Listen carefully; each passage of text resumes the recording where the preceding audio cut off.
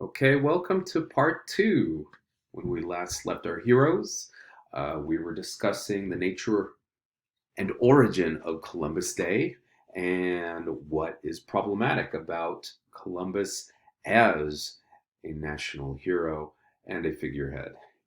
And the more we read about Bartolome de las Casas, the more I think we will be convinced that in some ways he really does embody the best of the American spirit. Equality for everyone. All right, okay, moving on.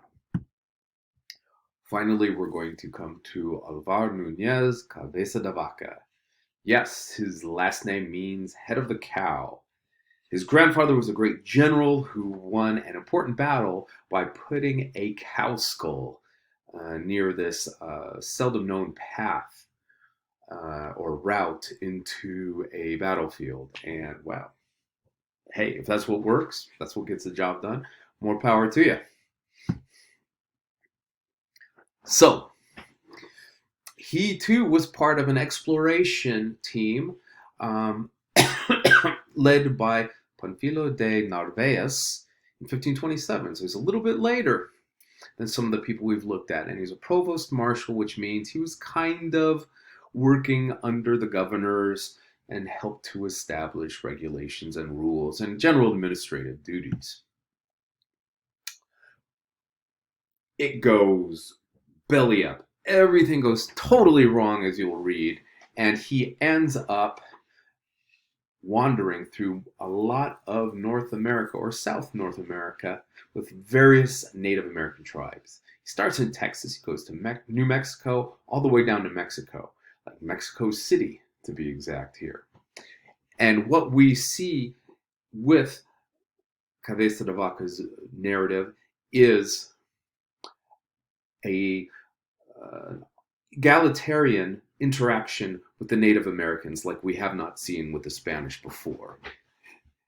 He and his fellow Spanish consort, they walk with them, they live like them, they collaborate with them as equals. And he does a really nice job of recording what he sees as the Native American way of life.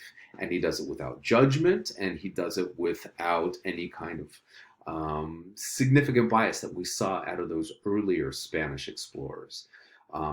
In fact, as you'll read, they come across some conquistadors, some Spaniards at one point, and the natives are like, dude, you're not like those guys. You are nothing like them. So it's a really fascinating account. And boy, was he tough. The things that he had to endure. And he too was an important voice of protestation against the way the Spanish treated the Native Americans. And here, forgot to put this picture in here. This is a portrait of Cabeza de Vaca when he was younger. He did come from a fairly noble family, and I don't know what else to say here, but just dang, he's really on fleek. And moving along, here we'll see his route. The Narvaez makes this terrible crash somewhere between Tampa and Lake Mikosuki, I think I'm saying correctly. The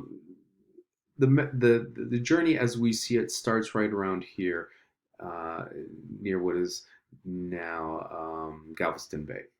And from there, he's wandering the Native Americans, finally until he gets all the way down here.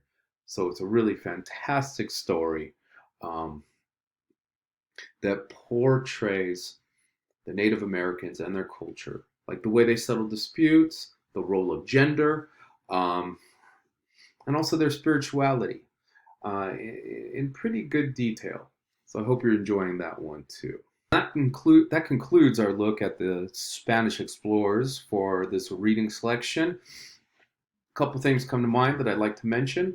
Some people had some very interesting things to say about the Native American trickster tales, rather, especially the Winnebago trickster cycle with Coyote.